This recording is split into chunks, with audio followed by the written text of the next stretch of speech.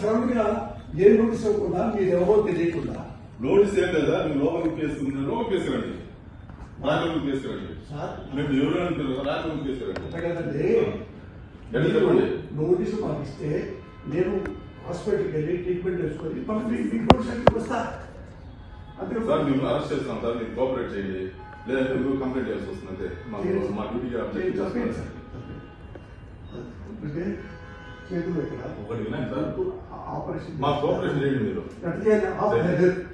Patient కూడా operation చేయాలా patient కొన్ని వీడియో తీసుకున్నారండి మేము చూసినాము మీరు రండి మా ఇల్లు కూర్చోండి తీసి మీరు రండి కూర్చోండి కోఆపరేట్ చేయండి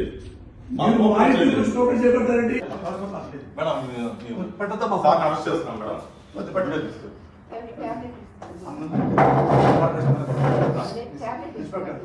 సార్ రండి సార్ మీకు ట్యాబ్లెట్స్ అన్ని ఇవ్వండి ఇవ్వండి మేడం మేడం మీ పేరు మేడం మీకు నోటీస్ ఇస్తున్నాం సార్ అరెస్ట్ చేస్తున్నాం నోటీస్ ఇస్తున్నాం నోటీస్ తీసుకోండి మేడం నోటీస్ తీసుకోండి మేడం తీసుకోండి మేడం మీరు అరెస్ట్ చేస్తున్నామని ఇన్ఫర్మేషన్ ఇస్తున్నాము మేము ఏం రౌడీజం చేయలేదు సార్ అరెస్ట్ చేస్తున్నాము అంటున్నాము మా ఆవిడ సంబంధం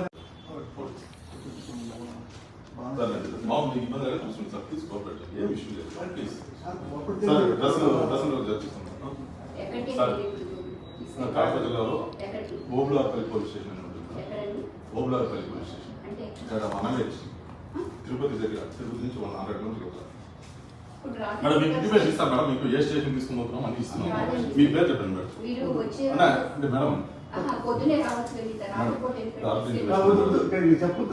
తీసుకోపోతే అది లీగల్ ఫార్మాలిటీస్ మేడం తీసుకోపోతే వాళ్ళు మేడం లీగల్ ఫార్మాలిటీ సార్ తీసుకోకూడదు అంటే సార్ మేము అరెస్ట్ చేసిన విషయము మీ మిస్సెస్ గారికి మేడం గారికి మేము చెప్పాము మీ అబ్బాయికి చెప్పాము బాబు ఫోన్ పక్కన పెట్టాము. నమస్తే. ఎట్టకేలకు చిట్ట చివరకు పోసాని కృష్ణమురళిని అరెస్ట్ చేశారు. ఇంకా కోర్టులో ప్రొడ్యూస్ చేయలేదు. బహుశా ఇవాళ సాయంత్రానికి కోర్టులో ప్రొడ్యూస్ చేస్తారని అనుకుంటున్నాను. పోసాని కృష్ణమురళి సినిమా రచయిత, నటుడు, దర్శకుడు కూడా. అంతేకాదు వైఎస్ఆర్ కాంగ్రెస్ పార్టీకి ఐడెంటిఫై అయినటువంటి సినిమా ఫీల్డ్లోని ఒకానొక ప్రముఖుడు. ఫిల్మ్ డెవలప్మెంట్ కార్పొరేషన్ చైర్మన్గా కూడా బాధ్యతలు నిర్వహించినటువంటి వ్యక్తి.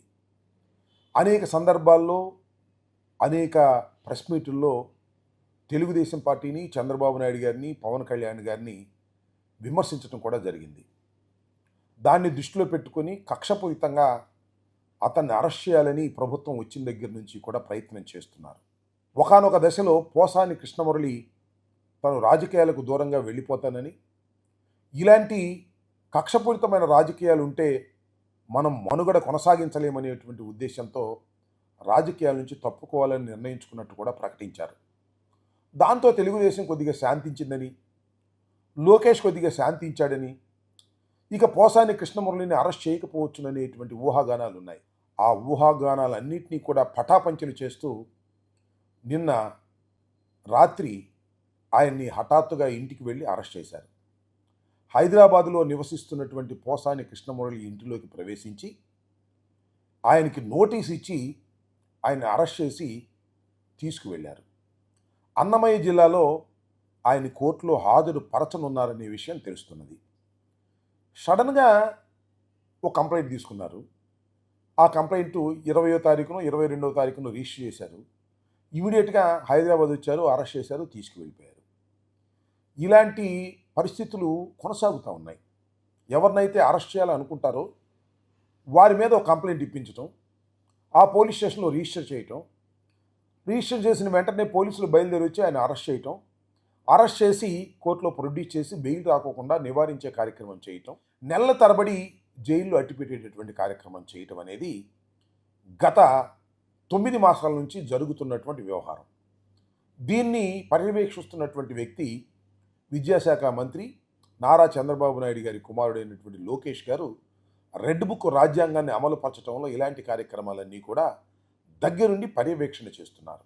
అయితే ఇక్కడ అభ్యంతరకరమైనటువంటి అంశం ఏమిటంటే, రాత్రి పోసాని కృష్ణమురళిని అరెస్ట్ చేసిన సందర్భంలో విజువల్స్ కూడా మనం చూసాం. పోలీసులు అని చెబుతున్నారు తప్ప వాళ్ళు పోలీసులో కాదు గుర్తించడానికి కావలసిన ఆధారాలు లేవు. అంటే రాజ్యం స్టేట్ దేనికి ఉండాలంటే ప్రజల్ని రక్షించడానికి ఉండాలి. కానీ స్టేటే ఒక గూండాలాగా, ఒక రౌడీలాగా,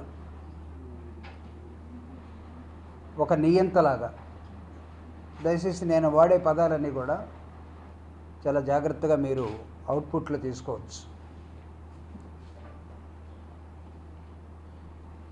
ఈ పేటకు నేనే రౌడీ అన్నట్లుగా సినిమా టైటిల్లో రాజ్యం ఆ విధంగా ప్రవర్తిస్తే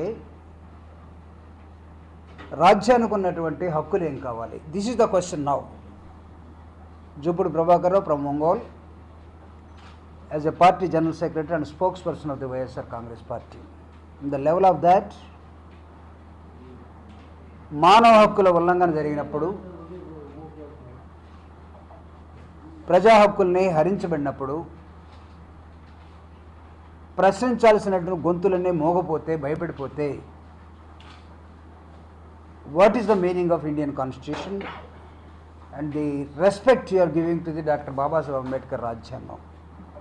రాజ్యాంగాన్ని ఇప్పుడే మారుస్తున్నామని ఒక బ్యాచ్, తొంగల్లో తొక్కేస్తున్నాం ఒక బ్యాచ్, రాజ్యాంగాన్ని పాటించాల్సిన అవసరం లేదని ఒక బ్యాచ్ తయారవుతున్న నేపథ్యంలో ఎప్పుడో ఒకప్పుడు ఒక రైటర్గా, ఒక సినిమా యాక్టర్గా, లేకపోతే ఒక బాధ్యతాయుతమైనటువంటి పౌరుడుగా, కళాకారుడుగా తనకు నచ్చినటువంటి రాజకీయ పార్టీలో వైఎస్ఆర్ కాంగ్రెస్ పార్టీ ఓదార్పు యాత్ర నుంచి రాజశేఖర రెడ్డి గారి మరణం తర్వాత ఈ రాష్ట్రంలో ప్రజలందరూ చెలిస్తే వాళ్ళకి అండగా నిలిచినటువంటి పోసాని మురళి అనే ఒక cinema hero, actor and writer కొన్ని విషయాలు మాట్లాడి ఉండవచ్చు. ఆయనేంటి రాష్ట్రం మొత్తం మాట్లాడింది, రాష్ట్రం ఏంటి దేశం మొత్తం మాట్లాడింది. అంతెందుకు చంద్రబాబు నాయుడు గారికి కోపం వస్తే మోడీ గారి మీద మాట్లాడలేదా? అమిత్ షా గారి మీద మాట్లాడలేదా? బీజేపీ మీద మాట్లాడలేదా? ఆర్ఎస్ఎస్ మీద మాట్లాడలేదా? So I'm trying to and reiterate, జ్ఞాపకం చేయదలుచుకున్నారు చరిత్ర ఎలా ఉంటుందో. మోడీ గారు చంద్రబాబు నాయుడు గారి మీద కేసు పెట్టారా? అర్ధరాత్రి వచ్చి అరెస్ట్ చేశాడా? కుయ్యోమర్రు అంటూ నేను ఇంకా రాజకీయాల్లో ఉన్నాను, నాకు ఆరోగ్యం బాగలేదు, ఒకవేళ ఎప్పుడో ఏదన్నా మాట్లాడి ఉంటే క్షమించండి, నేను ఆపరేషన్ చేయించుకొని ఉన్నాను,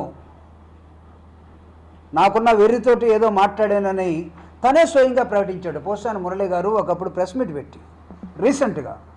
ఆ వ్యక్తి మీద కక్షను ఎలా తీర్చుకోవాలి, ఫ్యాక్షన్ అంటే 2 గొడ్డళ్ళు, 2 కొడవళ్ళు, గడ్డపారలు, లేకపోతే ఇంకా అనేకమైన తీసుకొచ్చి ఏ సమయమైనా సరే ఇంట్లో పిల్లలున్నా ఆడవాళ్ళు ఉన్నా సరే మీ వాడిని మేము తీసుకెళ్ళిపోతాం, లేకపోతే నరికేస్తాం, రాకపోతే చంపేస్తాం. పాపం అతను బనీన్ వేసుకొని ఉన్నాడు, రాత్రుల్లో ట్యాబ్లెట్లు మింగాలట, ఇంకా ఎంఆర్ఐ టెస్ట్కి ఈరోజు వెళ్ళాలి, అంతకుముందు గొంతు ఆపరేషన్ చేయించుకున్నాడు. ఈజ్ ఎ పేషెంటే కాదు, సరెండర్ అయిపోయినటువంటి ఒక రైటర్ అతను. నా మాటలో చెప్పాలంటే సాధారణంగా ప్రభుత్వాలు ఏర్పడేటప్పుడు ప్రజలకు కొన్ని వాగ్దానాలు చేస్తారు. ఎన్నికల ముందు మేనిఫెస్టో అంటాం, ఆ మేనిఫెస్టోని అమలు చేస్తారని నమ్మకంతో ప్రజలు ఓట్లు వేస్తారు. ఓట్లు వేసినటువంటి వారు మాత్రమే ప్రభుత్వాలను ఏర్పాటు చేస్తారు. దురదృష్టం ఏంటంటే ఈ కూటమి ప్రభుత్వం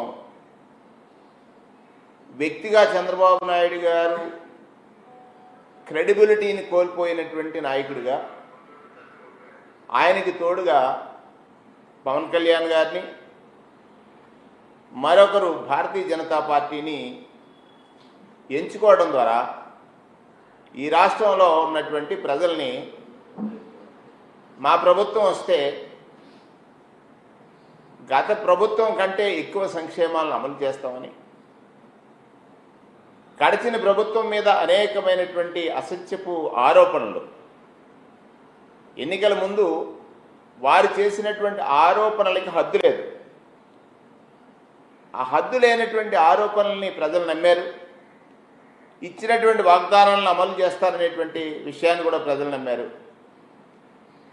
అధికారంలోకి వచ్చిన తర్వాత ప్రజలకు అర్థమైంది, 9 మాసాల పరిపాలన సాగిన తర్వాత ఈ ప్రభుత్వం, ఏర్పడినటువంటి ఈ ప్రభుత్వం ప్రజలకు ఏదైతే చెప్పి వాగ్దానాలు ఇచ్చి మేనిఫెస్టో రూపకల్పన చేసి దాని నుండి తప్పించుకోవడానికి ఒక డైవర్షన్ పాలిటిక్స్ చేస్తుంది. అధికారం ప్రజలకి అండగా నిలవడానికి. ప్రజాస్వామ్యంలో పార్టీలు వారి విధానాలు ఉంటాయి, వారి విధానాలను అమలు చేస్తామని చెప్తారు. కానీ ప్రభుత్వంలోకి వచ్చిన తర్వాత ప్రజలందరికీ అది ప్రభుత్వం.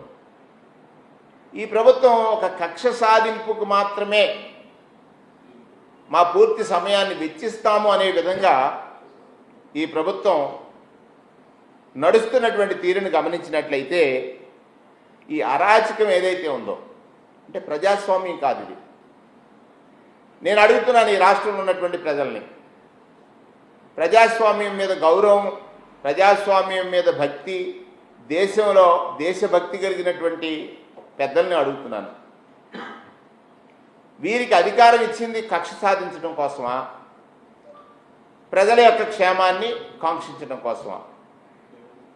ఒక్కసారి బేరీజ్ వేయండి, విజ్ఞులైనటువంటి ప్రజలందరినీ కూడా అడుగుతున్నాను.